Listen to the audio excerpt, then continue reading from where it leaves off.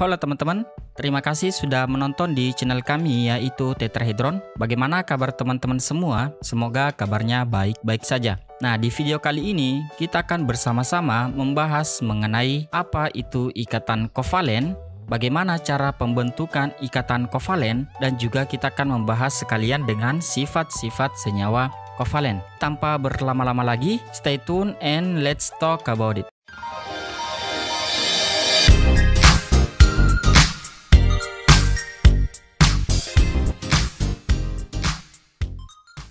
Nah, teman-teman, ikatan kovalen adalah ikatan yang terjadi jika suatu atom itu saling meminjamkan elektronnya untuk dipakai bersama-sama dengan tujuan untuk mencapai kestabilan.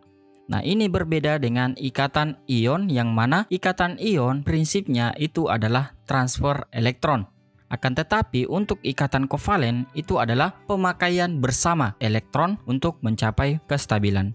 Nah, yang perlu diingat bahwa hampir seluruh unsur-unsur di alam ini itu kebanyakan tidaklah dalam keadaan stabil kecuali unsur-unsur gas mulia, yaitu unsur-unsur golongan 8A mulai dari helium, neon, argon, dan seterusnya. Kestabilan unsur-unsur gas mulia itu ditunjukkan dengan besarnya energi ionisasi dan rendahnya afinitas elektron. Atau kestabilan unsur-unsur gas mulia itu dikarenakan susahnya unsur-unsur itu untuk melepaskan elektron terluarnya dan juga susahnya menarik elektron tambahan.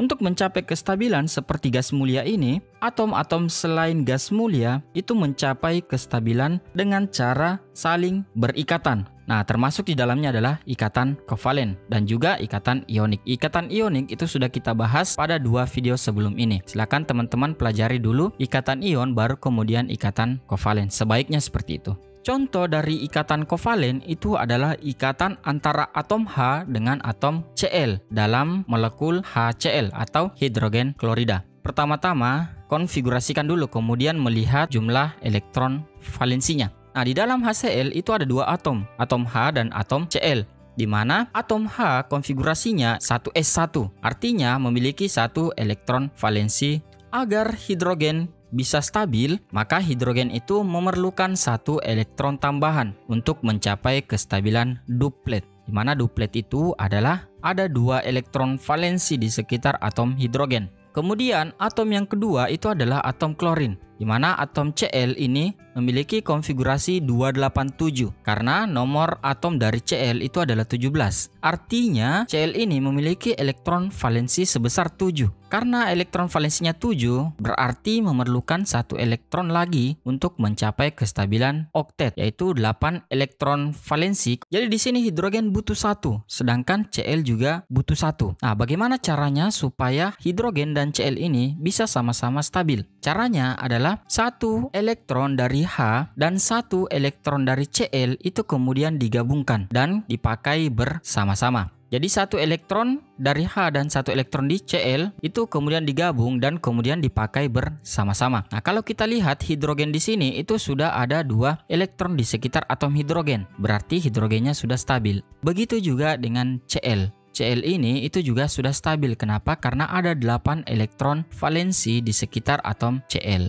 Nah, karena keduanya sudah stabil, maka hidrogen klorida itu membentuk ikatan kovalen. Inilah ikatan kovalen ya. Jadi, kalau ada 2 elektron yang dipakai bersama, itu akan membentuk suatu ikatan kovalen tunggal.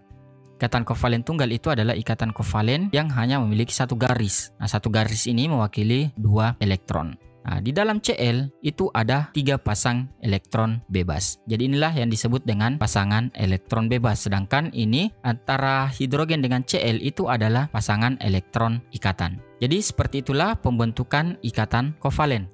Nah, dari contoh yang kita lihat tadi, yaitu hidrogen klorida, di mana hidrogen itu sebenarnya non-logam dan kemudian juga atom klorin itu juga sebenarnya non-logam.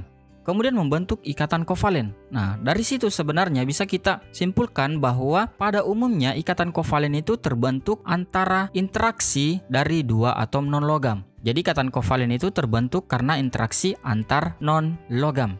Nah, meskipun sebenarnya pengertian ini sudah banyak sekali pengecualian. Nah, pengecualian itu misalnya Mn2O7 CrO4 dan juga beberapa ion poliatomik yang lain. Nah, mengapa demikian? Nah, kalau kita lihat dalam Mn2O7 atau mangan 7 oksida itu terbentuk dari atom Mn yang sebenarnya logam dan oksigen yang non-logam. Nah, kita tahu bahwa sebenarnya kalau logam ketemu dengan non-logam itu kan membentuk ikatan ionik. Akan tetapi dalam kasus Mn2O7 itu adalah ikatan kovalen. Mengapa demikian? Karena sifat-sifat molekul yang diperlihatkan dari Mn2O7 itu lebih cenderung memperlihatkan sifat senyawa kovalen. Nah, apa saja sifat senyawa kovalen itu? Nah, nanti kita akan bahas. Salah satu contoh dari sifat senyawa kovalen itu adalah memiliki titik didih dan titik lebur yang relatif rendah. Ini khas bagi senyawa kovalen. Begitu juga dengan kromium 6 oksida dan lain-lain. Secara umum, logam dengan bilangan oksidasi besar plus 4 atau lebih itu umumnya memperlihatkan sifat-sifat senyawa kovalen dibanding sifat senyawa ion meskipun terbentuk dari unsur logam dan non-logam. Ingat tadi bahwa ikatan kovalen itu terbentuk antara interaksi dua atom non-logam. Nah, kemudian karena kelemahan itu datanglah cara untuk memperjelas ikatan kovalen. Nah, ikatan kovalen itu bisa kita ketahui dari nilai keelektronegatifannya, di mana ikatan kovalen itu terbentuk antara dua atom yang memiliki selisih nilai keelektronegatifan atau delta En itu di bawah 2,0. Seperti yang sudah lalu-lalu yang sudah kita bahas bahwa selisih nilai keelektronegatifan di atas 2,0 itu masuk kategori senyawa ionik. Sedangkan untuk ikatan kovalen, selisih nilai keelektronegatifan itu mulai dari 0 sampai 1,9. Itu masuk kategori kovalen. Ini di luar dari pembagian ikatan kovalen, polar dan nonpolar. Ya, kita bahas ikatan kovalen tok saja. Untuk polar dan nonpolar kita akan bahas video selanjutnya. Cara kedua ini itu lebih sangat efektif dibanding cara yang pertama yang sudah kita bahas. Nah, untuk nilai keelektronegatifan, teman-teman bisa lihat nilai skala Pauling pada bagian subbab keelektronegatifan kelas 10 semester 1 pada sifat-sifat keperiodikan. Teman-teman bisa cek bukunya. Contoh dari ini itu adalah hidrogen klorida yang tadi, di mana hidrogen itu memiliki nilai keelektronegatifan 2,1. Sedangkan atom klorin itu memiliki nilai keelektronegatifan 3,0. Nah, kalau kita cari selisihnya, artinya yang besar dikurang dengan yang kecil, maka kita akan mendapatkan selisih yaitu 0,9. Nah, 0,9 ini itu masuk kategori senyawa kovalen. Nah, lebih tepatnya itu masuk senyawa kovalen yang sifatnya polar. Nah, ini nanti kita akan pelajari setelah video ini. Jadi, HCl jelas itu adalah senyawa kovalen, di mana terbentuk dari dua atom non-logam dan juga memiliki nilai selisih keelektronegatifan di bawah 2,0. Jadi seperti itu pengertian dari senyawa kovalen atau ikatan kovalen dan juga cara pembentukannya. Nah, selanjutnya kita akan bahas mengenai sifat-sifat dari senyawa kovalen. Apa saja sifat-sifat dari senyawa kovalen? Nah, seperti yang kita sebutkan tadi, pertama, pada umumnya senyawa kovalen itu berbentuk molekul dengan interaksi yang lemah sesama molekulnya. Biasanya berwujud gas, cair, ataupun padat dengan titik didih dan titik leleh rendah. Misalnya pada gula pasir. Gula pasir adalah contoh senyawa kovalen. Karena ikatan kovalen atau senyawa kovalen itu memiliki titik didih dan titik leleh yang rendah, maka molekul kovalen itu cenderung bersifat volatil atau mudah menguap. Misalnya bensin, isi parfum, alkohol, dan lain-lain. Itu adalah contoh senyawa kovalen yang memiliki titik didih yang rendah, artinya sangat mudah menguap atau volatil. Nah, kemudian sifat yang kedua, kebanyakan padatan kovalen itu bersifat lunak dan mudah dibentuk. Nah, misalnya bahan dari kantong kresek, plastik, lilin, dan lain-lain. Berhubung dengan yang poin pertama, lilin itu memiliki titik leleh yang rendah. Nah, kemudian sifat yang ketiga itu adalah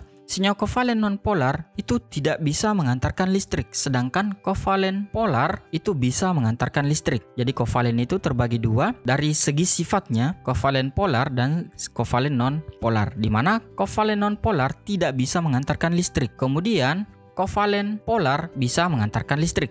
Nah, contoh dari kovalen polar itu adalah H2SO4, di mana H2SO4 dalam bentuk larutan itu mampu menghantarkan listrik atau biasa disebut dengan elektrolit, di mana H2SO4 itu termasuk elektrolit yang kuat, artinya kuat menghantarkan arus listrik. Nah, contoh dari senyawa kovalen nonpolar yang tidak bisa menghantarkan listrik itu adalah benzena. Jadi pelarut-pelarut organik, misalnya benzena, ether, dan lain-lain, dietil ether, dan seterusnya.